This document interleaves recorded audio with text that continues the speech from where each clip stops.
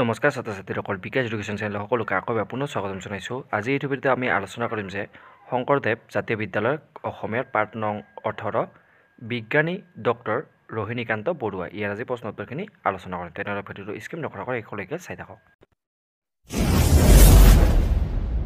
ইয়াৰে প্ৰথমতে আমাৰ দিয়া আছে যে শব্দৰ অৰ্থ। ইয়াৰে প্ৰথমত দিয়া আছে আমাৰ শব্দ, তাৰপিছত দিয়া আছে অৰ্থ। শব্দত দিয়া আছে আমাৰ যে গৱেষণা, তাৰ অৰ্থ হৈছে যে কোনো এটা বিশেষ বিষয়ৰ আঁতিগুৰি মাৰি জানিবলৈ কৰা অধ্যয়ন।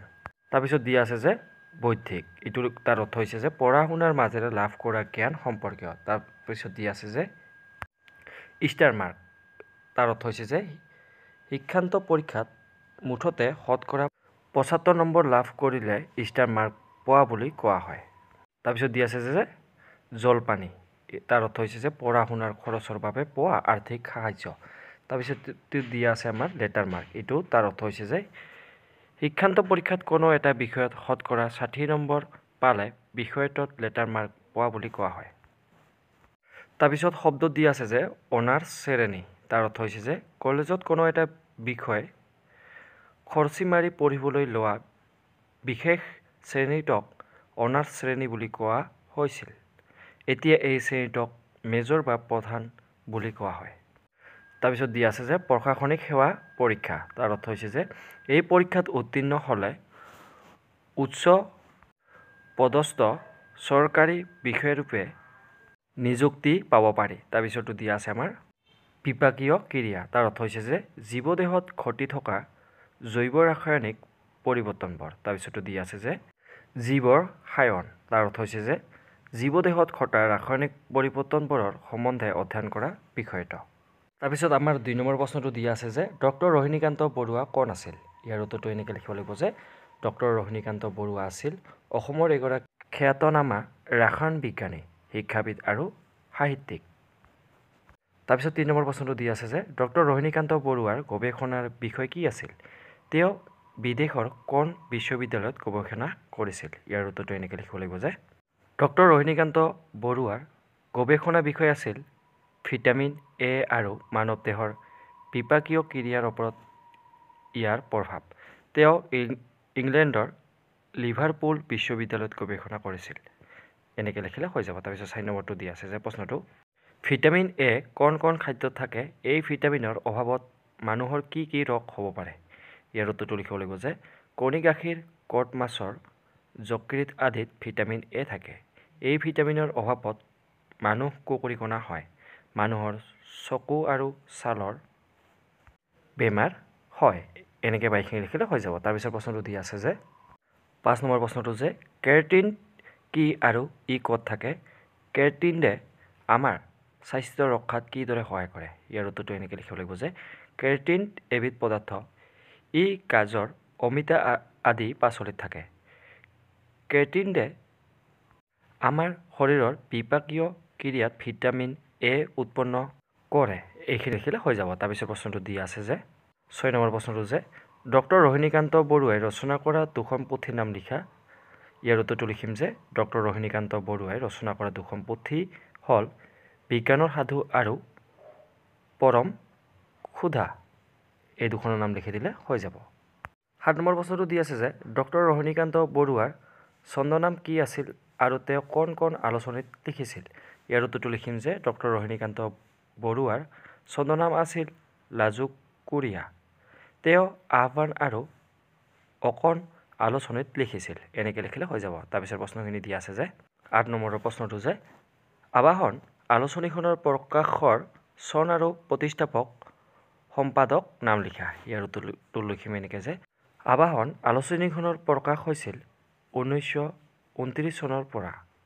দীননাথ শৰ্মা আছিল আবাহনৰ প্ৰতিষ্ঠাপক সম্পাদক। এনেকৈ লিখিলে হৈ যাব। তাৰপিছত প্ৰশ্নটো দিয়া আছে যে 9 নম্বৰটো যে ডক্টৰ ৰোহিণীকান্ত বৰুৱাই অনুবাদকৰ পুথি কেইখন কি কি? ইয়াৰ উত্তৰটো লিখিব লাগিব যে ডক্টৰ ৰোহিণীকান্ত বৰুৱাই অনুবাদ কৰা পুথি 2খন পৰম ক্ষুধা আৰু পমিলিৰ পৰিয়াল। এই 2খনৰ নাম লিখি দিলে হৈ যাব। তাৰপিছত প্ৰশ্নখিনি দিয়া আছে যে 10 নম্বৰৰ প্ৰশ্নটো যে ডক্টৰ ৰোহিণীকান্ত বৰুৱা ব্যক্তি হিচাপে কেনেকুৱা আছিল? ইয়াৰ উত্তৰটো লিখিম যে ডক্টৰ ৰোহিণীকান্ত বৰুৱা এক বিৰল ব্যক্তিত্বৰ অধিকাৰী আছিল।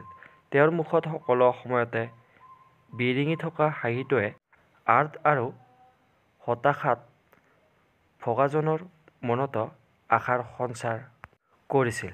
শান্ত সৌম্য বিশাল ব্যক্তিত্বই সকলোকে চুম্বক দৰে আকৰ্ষণ কৰিছিল। তেওঁৰ কথা-বতৰা আৰু আচৰণত সদায় উঠিছিল গভীৰ আন্তৰিকতা। সভা সমিতিবোৰত স্পষ্ট ভাষা আৰু অকাট্য যুক্তিৰে নিজৰ মতামত দাঙি ধৰাটো তেওঁৰ বৈশিষ্ট্য আছিল। এইখিনি লিখিলে হৈ যাব। তাৰপিছত 11 নম্বৰ প্ৰশ্নখিনি দিয়া আছে আমাৰ চমু উত্তৰ দিয়া। ইয়াৰে প্ৰথম ক নম্বৰটো দিয়া আছে যে ডক্টৰ মৰ্টেনে ডক্টৰ ৰজনীকান্ত বৰুৱাক কি বুলি অভিহিত কৰিছিল? ইয়াৰ উত্তৰটো লিখিব লাগিব। ডক্টৰ মৰ্টেনে ডক্টৰ ৰজনীকান্ত বৰুৱাক ভাৰতৰ জৈৱ ৰসায়ন বিজ্ঞান গৱেষণাৰ অগ্ৰণী বিজ্ঞানী বুলি অভিহিত কৰিছিল। এনেকৈ লিখিলে হৈ যাব। তাৰপিছত প্ৰশ্নটো দিয়া আছে খ নম্বৰটো যে ডক্টৰ ৰজনীকান্ত বৰুৱাৰ কোনবোৰ গুণ সকলোৱে ভাল পাইছিল? ইয়াৰ উত্তৰটো লিখিম যে ডক্টৰ ৰজনীকান্ত বৰুৱাৰ মুখত সকলো সময়তে বিৰিঙি থকা হাঁহিটো তেওঁৰ আচৰণত ফুটি উঠা গভীৰ আন্তৰিকতা, স্পষ্টবাদিতা, সময়নিষ্ঠা, দায়িত্ববোধ আৰু কৰ্তব্য পৰায়ণতা আদি গুণৰ বাবে তেওঁ সকলোৰে প্ৰিয় আছিল। এইখিনি লিখিলে হৈ যাব। তাৰপিছত প্ৰশ্নখিনি দিয়া আছে ইয়াৰ পিছৰ ক নম্বৰটো যে অকণ আলোচনীখনৰ প্ৰতিষ্ঠাপক সম্পাদক কোন আছিল? এইখন কেনেধৰণৰ আলোচনী? ইয়াৰ উত্তৰটো লিখিব লাগিব যে অকণ আলোচনীখনৰ প্ৰতিষ্ঠাপক সম্পাদক আছিল হেমচন্দ্ৰ গোস্বামী। এইখন এখন শিশু আলোচনী। খ নম্বৰটো দিয়া আছে যে গণিত আৰু বিজ্ঞান বিষয় দুটা কেনেদৰে শিকাব লাগে বুলি ডক্টৰ বৰুৱাই ভাবিছিল? ইয়াৰ উত্তৰটো এনেকৈ লিখিব লাগিব যে গণিত আৰু বিজ্ঞান বিষয় দুটা খেলা ধূলাৰ মাজেৰে শিকাব লাগে বুলি ডক্টৰ বৰুৱাই ভাবিছিল। এনেকৈ লিখিলে হৈ যাব। তাৰপিছত প্ৰশ্নখিনি দিয়া আছে যে ইয়াৰ পিছৰ 12 নম্বৰৰ প্ৰশ্নখিনি যে বাক্য ৰচনা কৰা। ইয়াৰে আমাৰ প্ৰথম ক নম্বৰটো দিয়া আছে যে একনিষ্ঠ, তাৰপিছত খ নম্বৰত দিয়া আছে যে প্ৰতিনিধি, তাৰপিছত গ নম্বৰত নেতৃত্ব, খ নম্বৰত সুদক্ষ, ঙ নম্বৰত দিয়া আছে যে স্বীকৃতি আৰু প্ৰথম 6 নম্বৰত দিয়া আছে যে হৃষ্টপুষ্ট। ইয়াৰ প্ৰথমে আমাৰ ক নম্বৰটো এনেকৈ দিয়া আছে যে একনিষ্ঠ, এইটো লিখিম যে মাধৱদেৱ গুৰুজনাৰ একনিষ্ঠ সেৱক আছিল। এনেকৈ লিখিম। তাৰপিছত খ নম্বৰটো দিয়া আছে আমাৰ প্ৰতিনিধি, এইটো লিখিম যে বাইদেৱে আজি অদিতিক শ্ৰেণী প্ৰতিনিধি পাতি দিলে। তাৰপিছতটো দিয়া আছে যে নেতৃত্ব, এইটো লিখিম যে লাচিতৰ নেতৃত্বত অসমে অনায়াসে জয়লাভ কৰিলে। তাৰপিছতটো আমাৰ দিয়া আছে সুদক্ষ, এইটো লিখিম যে ডক্টৰ বৰুৱা এজন সুদক্ষ প্ৰশাসক। তাৰপিছতটো দিয়া আছে আমাৰ স্বীকৃতি, এইটো লিখিম যে শ্বেক্সপিয়েৰৰ নাটকসমূহে বিশ্বজোৰা স্বীকৃতি লাভ কৰিছিল। তাৰপিছত শেষত দিয়া আছে হৃষ্টপুষ্ট, এইটো লিখিম যে ল'ৰাটোৰ হৃষ্টপুষ্ট চেহেৰা। এনেকৈ বা এইখিনি লিখিলে হৈ যাব আজিলৈ ইমানেই। আৰু যদি আপোনালোকে নতুনকৈ আহিছে চেনেলটো ছাবস্ক্ৰাইব কৰি ল'ব আৰু ইয়াৰ পিছৰ লেচনসমূহ আৰু লগতে বিষয়সমূহ এইটো চেনেলতে আপোনালোকে পাই যাব। আজিলৈ ইমানেই, ধন্যবাদ।